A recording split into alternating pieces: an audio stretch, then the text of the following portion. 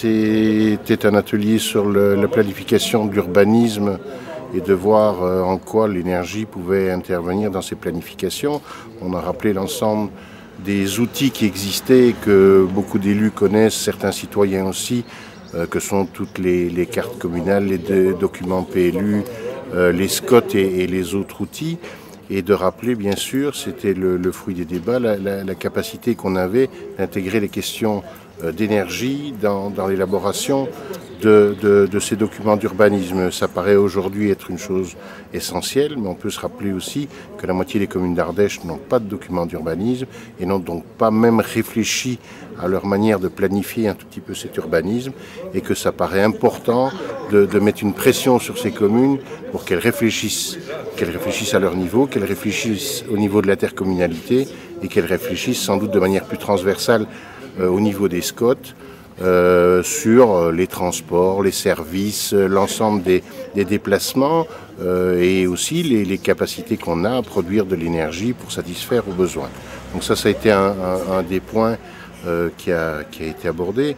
Et disons que peut-être on pouvait réfléchir aussi à l'impression qu'on avait qu'il y avait encore des élus d'hier qui n'étaient pas très motivés à réfléchir sur ces questions-là. Il y a des élus qui veulent gérer le moment actuel et qui ont des vraies solutions pour aujourd'hui. Et puis il y a des élus qui ont vraiment envie de réfléchir pour demain, 50 ans, avec éventuellement les migrations, les évolutions climatiques, avec toutes les questions qui vont pouvoir se poser. Parce que de la planification, c'est pas réfléchir à un jour ou deux. C'est aussi réfléchir à des solutions immédiates, mais c'est aussi réfléchir à des solutions de demain. On a mis en évidence beaucoup l'importance d'un parc et de tout l'aspect expérimental qu'il y avait sur les questions foncières, parce que le foncier agricole est extrêmement consommé par le mitage sur nos territoires. Et si demain, on veut, en termes énergétiques, être encore capable de nourrir avec les populations avec des produits locaux, il nous faut conserver nos terres agricoles. Et après les quelques années d'euphorie, de mitage que nous avons eues, il est temps de se ressaisir. Il y a aujourd'hui des outils qui se mettent en place.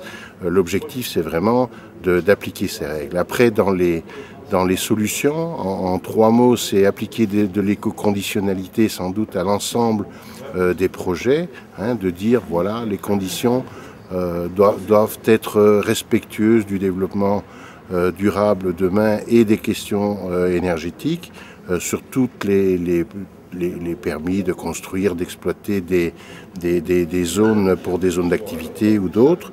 Voilà, donc c'était d'essayer de mettre cette notion d'éco-conditionnalité.